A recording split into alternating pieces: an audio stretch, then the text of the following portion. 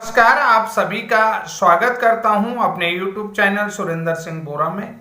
साथियों, BPSC TRE-1 NIOS DLED joining शिक्षक को लेकर के पटना हाई कोर्ट में रेगुलर DLED अभ्यर्थियों के द्वारा NIOS DLED प्रशिक्षित ज्वाइनिंग टीचर्स के खिलाफ पटना हाई कोर्ट में 11 नवंबर को जो सुनवाई हुई और पटना हाई कोर्ट का जो ऑर्डर घूम रहा है उसको लेकर के हमारे NIOS DLED के ज्वाइनिंग शिक्षक साथी थोड़ा सा अधीर दिखे, परेशान दिखे, चिंतित दिखे।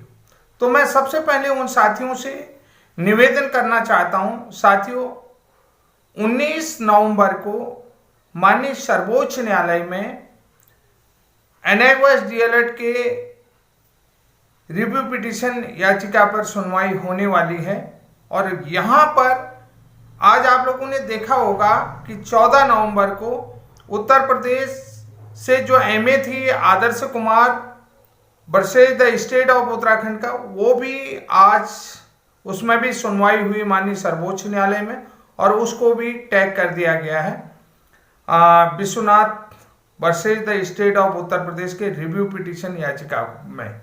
यानी कि जो रिव्यू पिटीशन है उसकी सुनवाई आप लोगों ने देखा सबसे पहले 5 नवंबर को थी। 5 नवंबर के बाद एक सप्ताह का टाइम दिया, 12 नवंबर को थी, लेकिन किसी कारणवश सुनवाई नहीं हो पाई।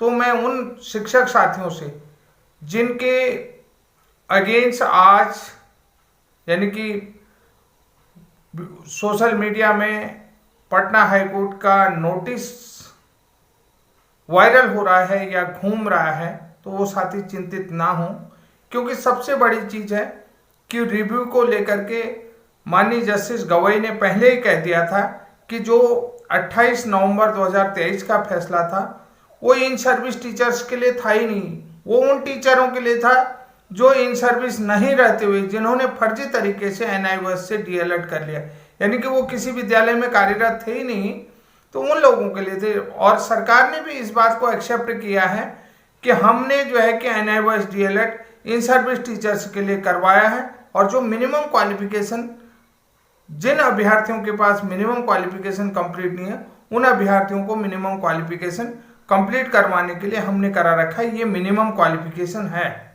ये द्विवर्षीय DLED के समकक्ष है। इस बात को एक्सेप्ट किया है, मेरे पास लिखित है। मैंने पिछले वीडियो में भी आप लोगों को दिखाया था कि उसमें B.Ed वालों को 6 महीने का ब्रिज कोर्स करा और जो नॉन प्रशिक्षित थे और किसी भी सरकारी, प्राइवेट, गैर सरकारी किसी भी विद्यालय में पढ़ा रहे थे, तो उनको जो है कि मिनिमम क्वालिफिकेशन पूर्ण करने का सरकार की तरफ से NCTE से मान्यता प्राप्त NCTE के गाइडलाइन में और MHRD के दिशा निर्देश में ये कोर्स करवाया गया है।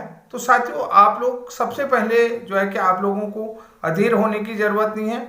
बिहार सरकार से 8 सप्ताह में नोटिस मांगा है, यानी कि जो उनके एडवोकेट हैं उनसे काउंटर एफिडेविट मांगा है। तो बिहार सरकार से 8 सप्ताह में काउंटर एफिडेविट में जवाब मांगा है और ये नोटिस दिया है। ये नोटिस आप लोगों को मैं थोड़ा सा पहले इस याचिका के बारे में बता लूं कि याचिका पटना हाई कोर्ट में जो याचिका है DLED प्रशिक्षित जो रेगुलर DLED है आकाश कुमार व अन्य वर्सेज स्टेट ऑफ बिहार और CWJC 5324 ऑफ 2024, ये रजिस्टर्ड है 23 मार्च 2024 को।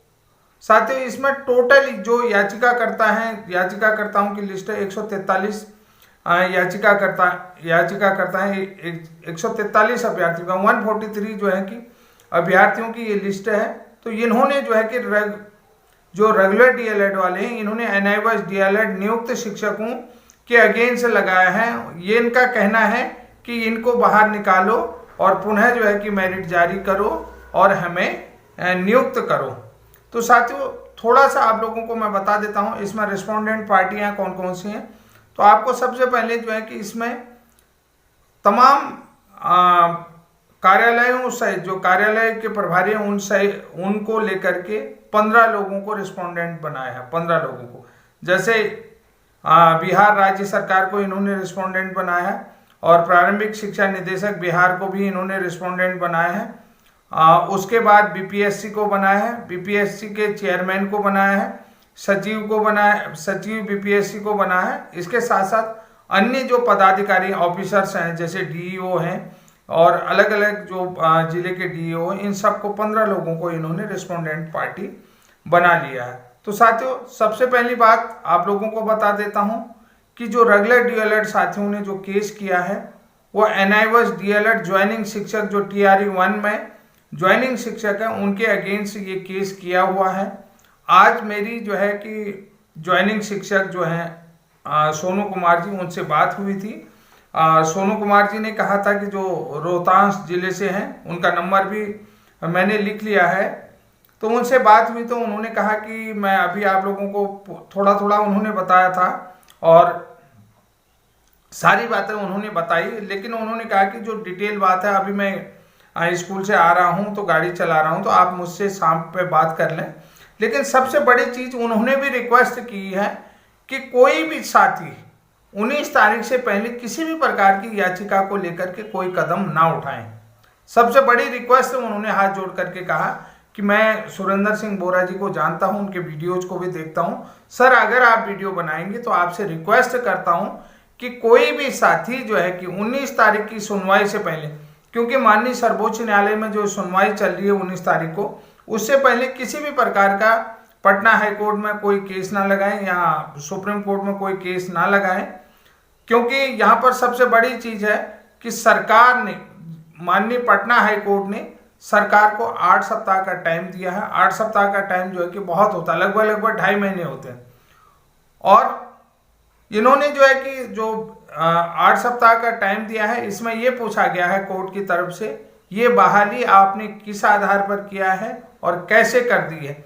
ये बहाली को लेकर के जो नियुक्ति प्रक्रिया है, इस नियुक्ति प्रक्रिया को लेकर के कि भैया ये बहाली आपने किस तरीके से करी है, क्योंकि सब लोगों ने जो है कि कंपटीशन एग्जाम दिया है, कंपटीशन एग्जाम को पास करके मेरिट बनी है, उसके बाद ही शामिल हुए, तो ये बहाली में कैसे शामिल है। और इनका कहना है कि फिर से आप मेरिट लिस्ट बनाएं, यानी कि जो साथी हैं इन साथियों को बाहर निकाल करके, एनआईवस डीएलएड को बाहर निकाल करके जो रेगुलर डीएलएड वाले हैं उनकी फिर से मेरिट बनाएं, ये इनका कहना है।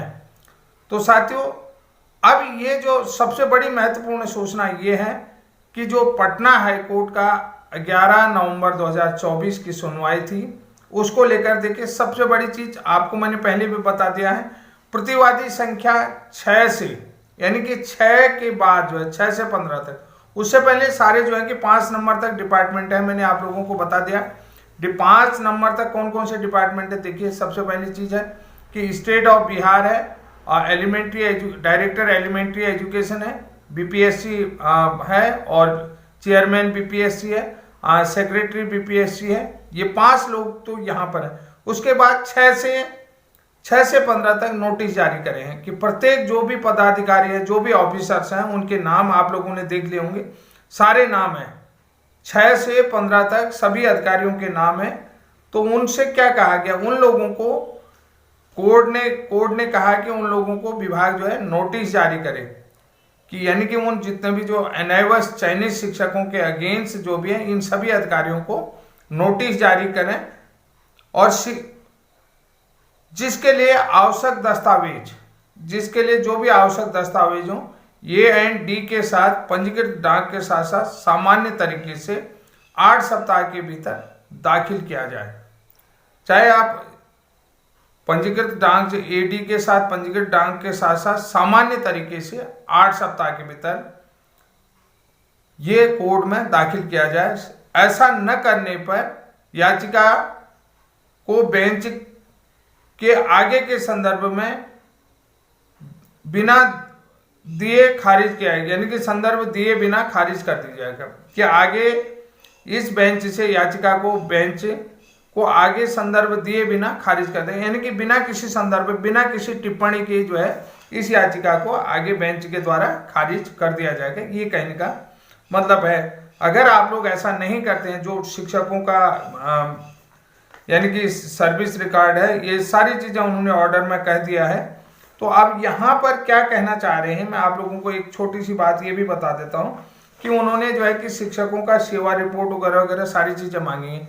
सेवा रिपोर्ट में यानी कि कब इन लोगों का सेवा रिपोर्ट का मतलब मैं आप लोगों को सभी चीज़ें समझा देता हूँ, जिसमें इनके एसेंशियल क्वालिफिकेशन, जैसे आवेदन में एसेंशियल क्वालिफिकेशन कि क्या क्या क्वालिफिकेशन मांगेंगे, यानी विज्ञापन सहित एसेंशियल क्वालिफिकेशन। उसके बाद जो है कि जो इन्होंने एग्जाम क्रैक किया है, यानी कि जो कंपटीशन एग्जाम क्वालिफाई किया बीपीएससी का TRE 1 का एग्जाम क्वालिफाई, उसकी मार्कशीट प्लस जो है कि मेरिट लिस्ट, जो मेरिट लिस्ट बनाए, उसके बाद इनके समस्त दस्तावेज, स्थायी निवास आदि जो भी है, और जितने भी इनके एजुकेशनल क्वालिफिकेशन डॉक्यूमेंट, ये सारी चीज़ें, प्लस कब इनकी जो है कि मेरिट लिस्ट लगी, कब इनको ज्वाइनिंग आर्डर शामिल हुए, कब इनको विद्यालय में नियुक्ति दी गई, और विद्यालय में नियुक्ति का आधार क्या था, किस तरीके से, क्या क्या इनके सारे रिकॉर्ड विज्ञापन में जो जो आवश्यक एसेंशियल क्वालिफिकेशन मांगी थी इनके पास थी या नहीं थी, ये सारी चीज़ें उनसे मांगी गई हैं। यानी कि आप लोगों को बता देता हूँ, सेवा रिपोर्ट प्राप्त करें, ये सारी चीज़ें 6 से 15 तक के अधिकारियों को नोटिस जारी करके मांगे गए हैं कि इन अभ्यर्थियों के जो भी NIOS DLED शिक्षक हैं, इन शिक्षकों के नोटिस जारी करें। अब साथियों, सबसे बड़ी बात मैं आप लोगों को ये बता देता हूँ, आपको ये पूरी डिटेल बता दिया, तो भाई यहाँ पर सबसे बड़ी चीज़ है, एक बढ़िया सी बात बताता हूँ आप लोगों को, कहीं पर भी आप लोगों को परेशान होने की जरूरत नहीं है। सबसे बड़ी चीज आप लोगों को एक चीज है कि भाई ये पहली चीज, जो इन सर्विस हो गए हैं उनको बाहर एकदम से नहीं किया जा सकता। आप लोग देखिए 6 दिसंबर 2023 को पटना हाईकोर्ट ने बीएड के अगेंस्ट डिसीजन दिया था, आज तक वो बाहर हुए नहीं हुए। फिर उसके बाद 2 अप्रैल 2024 को छत्तीसगढ़ हाईकोर्ट ने बीएड के अगेंस्ट क्या है फैसला दिया था, आदेश दिया था कि इनको बाहर करके पुनः मेरिट।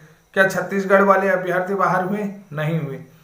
और आप लोग जो है कि मध्य प्रदेश वाले वर्ग 3 में चयनित अभ्यर्थियों के बारे में देख सकते हैं, जो वर्ग 3 के सिलेक्टेड कैंडिडेट थे, उनको बाहर करने के लिए लगातार सुनवाइयां चल रही, लगातार केस चल रहा। क्या बाहर हुए? नहीं। उसमें जो है कि सुप्रीम कोर्ट से रिव्यू आया, रिव्यू के बाद वो लोग सारे सुरक्षित हो गए। अब देखिए, अभी जो NIOS DLED को लेकर के रिव्यू की सबसे बड़ी चीज है सुनवाई, रिव्यू है। रिव्यू 19 तारीख का रिव्यू है। अगर 19 तारीख के रिव्यू में आप लोगों के लिए और जो 5 राज्यों के MA के साथ, अब उत्तर प्रदेश का MA भी हो गया है और उत्तराखंड का भी MA है, इन MAओं को स्वीकार कर लिया जाता और इनको इंटरिम रिलीफ मिल जाता, तो आप लोग वैसे ही सुरक्षित हो जाते हैं, आपको परेशान होने की तो जरूरत ही नहीं। सबसे इंपॉर्टेंट रोल यहाँ पर क्या है कि आप NCT का है। NCT जो है कि आपके रिव्यू में अपना जवाब देती है, उस चीज को बता दिया। और दूसरी बात आप लोगों को बता देता हूँ, NCT के बाद सबसे ज्यादा इंपॉर्टेंट रोल हो गया यहाँ पर NIOS के चेयरमैन CB शर्मा जी का। अब NIOS के चेयरमैन CB शर्मा जी अगर 19 तारीख की जो सुप्रीम कोर्ट में रिव्यू हियरिंग है, उस हियरिंग में उपस्थित होते हैं, तो कई जो है कि सफेद पोश नेताओं की पोल खुल जाएगी। ये भी आप लोगों को, जितने भी सफेद पोश नेता हैं, तो अगर चेयरमैन उपस्थित होते हैं तो वो माननीय कोर्ट के आगे, माननीय सर्वोच्च न्यायालय के आगे कई सफेद पोश नेताओं की पोल खोल देंगे कि जो इनके अगेंस्ट, जो इनको मिनिमम क्वालिफिकेशन में शामिल करने के लिए तैयार नहीं है। ये आप लोग देख रहे हैं। और दूसरी बात देखिए भाई, जो बच्चा क्वालिफाई हो करके आया है, जो कंपटीशन एग्जाम क्रैक करके आया है, मेरिट बनी है, बाकायदा उसे नियमों के अनुसार शामिल किया गया है, उसके अगेंस्ट पटना हाईकोर्ट ने जो है कि डिसीजन दिया है, आदेश दिया है कि 8 सप्ताह में जो है कि सरकार अपना जो है कि काउंटर दाखिल करे। 8 सप्ताह में सरकार जो है कि जवाब दे कि भाई इनकी बहाली कैसे हुई और किस आधार पर हुई बहाली को। इन लोगों को आप रेगुलर DLED का कहना है कि इनको जो है कि बाहर निकाल करके पुनः मेरिट बनाओ, तो ऐसा हो सकता है? नहीं हो सकता ना, वो तो सारे नियमों के अधीन है। तो आप लोगों को परेशान होने की जरूरत ही नहीं है, सीधी सी बात है। उसके बाद जो है कि 19 तारीख को जो है बहुत सारे साथी जो है कि हमारी बात हुई, तो सीधी सी बात कह रहे हैं कि उन्होंने कहा भाई 19 तारीख को हमारे जो है कि इंटरिम रिलीफ जो है कि एक्सेप्ट हो जाती है, तो पटना कोर्ट के आर्डर की कॉपी को लगा करके हम सुप्रीम कोर्ट में इसको चैलेंज करेंगे। जो पटना हाई कोर्ट का डिसीजन है उसको चैलेंज करेंगे। आपको सबको जो है कि यहाँ पर MA लगाई जाएगी, वो उसमें MA भी लगाई जाएगी। ये भी मानना है कि बिहार की तरफ से भी जो है फिर से MA लगाई जाएगी, इस तरीके से भी बात करें, या MA में ये केस को टैग किया जाएगा, ये चीज़ें। हाँ, वैसे बिहार की तो एमए लगी हुई है।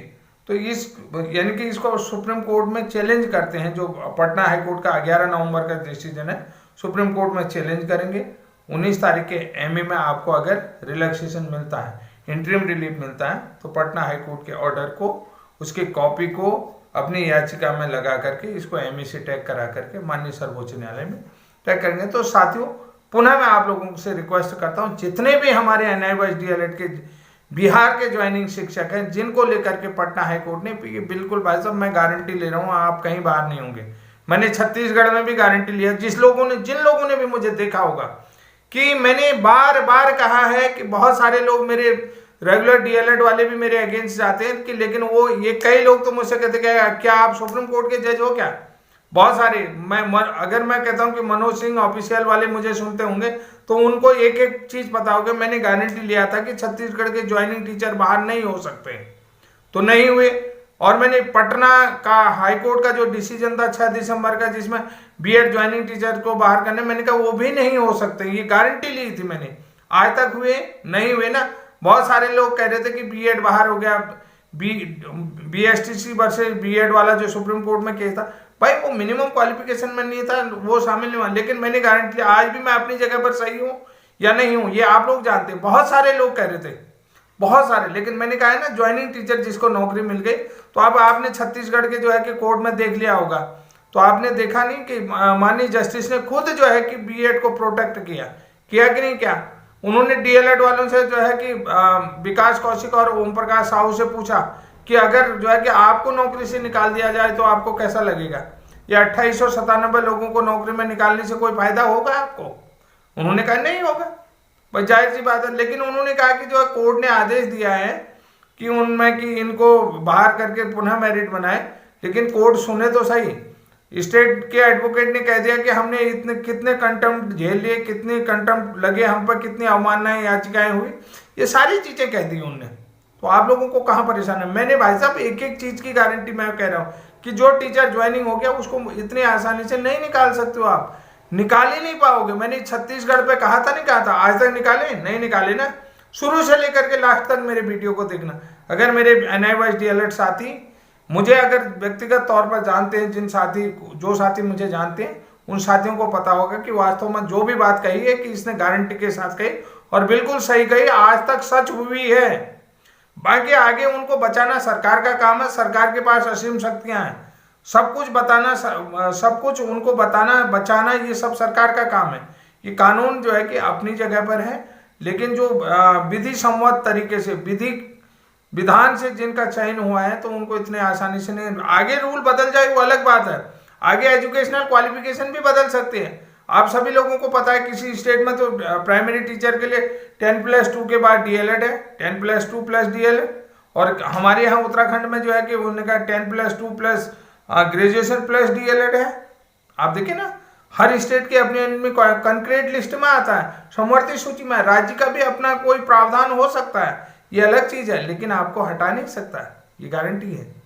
क्योंकि सीधी सी बात है कि अब जो है कि जो सेंटर के रूल से अगर स्टेट का रूल जो है कि दोनों में कंट्राडिक्शन होता है, सेंटर के रूल को प्रायोरिटी दी जाती है। सेंट्रल ने ये कोर्स आपको कराया है और ये सेंट्रल ने इसको मिनिमम क्वालिफिकेशन के लिए करवाया है, तो इस क्वालिफिकेशन के साथ आप देश में कहीं भी नौकरी कर सकते हैं। माननीय प्रधानमंत्री मोदी जी का फोटो लगा था, नहीं लगा था विज्ञापन में? आप लोगों को याद होगा, भले आप लोग अभी नौकरी कर रहे हैं। देखिए, आप लोगों को याद होगा कि जब आप लोगों को DLED का रजिस्ट्रेशन कराने के लिए, उससे पहले अखबारों में जो भी प्रचार प्रसारित किया गया, जिसको लेकर के आपको DLED करना है, जो भी प्राइवेट स्कूलों में पढ़ा, तो मोदी जी का फोटो लगा था, नहीं लगा था? और कहा था कि ये जो है कि मान्य डिग्री है, इस डिग्री के साथ आप कहीं भी नौकरी कर सकते हैं, सरकारी नौकरी कर सकते हैं किसी भी राज्य में। तो आप लोगों को ये सारी चीजें समझना होगा। इन सारी चीजों को बार बार कोई बताने के लिए नहीं आएगा, लेकिन मैं आपको ये बता रहा हूं कि जो वायरल जो ऑर्डर पटना हाई कोर्ट का आ रहा है, उससे आपको भयभीत होने की जरूरत नहीं, और उसके अगेंस्ट कोई कदम अभी 19 तारीख तक उठाने की जरूरत नहीं। 8 सप्ताह का आप लोगों को टाइम दिया, 8 सप्ताह में आपकी सरकार जवाब देगी। सरकार को जवाब देना, आपसे मांगा जाएगा कि भैया ये डॉक्यूमेंट दो, कि क्या क्या कार्रवाई करनी है। वो धीरे धीरे आप लोग समझ जाएंगे कि पहले एलिमेंट्री एजुकेशन को आदेश आएगा, एलिमेंट्री एजुकेशन से जो है डीईओ को आएगा, डीईओ बेसिक के पास से जो है कि बीईओ को आएगा, यानी कि प्रखंड का आएगा, प्रखंड से जो है कि आपके संभाग को आएगा, सीआरसी को आएगा, सीआरसी से विद्यालय तक जाएगा, विद्यालय में फिर उस अध्यापक का जो भी नाम होता है उस अध्यापक से पूछा जाएगा भाई आपका ये चीजें मांगी गई हैं। तो ये लंबी प्रक्रिया है, इसमें बहुत सारी चीजें लगेंगी। उससे पहले आपका कोर्ट के ऑर्डर से एनएमएस डीएलएड वाले चीज जाते हैं तो आपको सारे इस पसड़े में पढ़ोगे नहीं, इसलिए जो है कि नए पसड़े में मत पढ़ना, 19 तारीख तक ये सुनवाई होने देना। और सारी चीजें हैं कि बिल्कुल आपको कुछ करने की जरूरत नहीं। अपने जितने भी लोग हैं, चाहे सोनू कुमार जी हों या दूसरे साथी हों, ये सारे साथियों से आप लोग कांटेक्ट में रहिए, आगे सब कुछ करते रहिएगा। जल्दी मैं सोनू कुमार जी से भी कांटेक्ट करने का पुनः कोशिश करूंगा कि ताकि सारी डिटेल आपको बताएं। तो पुनः आप लोगों को कल मैं मॉर्निंग में वीडियो के माध्यम से आऊंगा। तो आज के लिए इतना ही, तब तक के लिए जय हिंद, जय उत्तराखंड।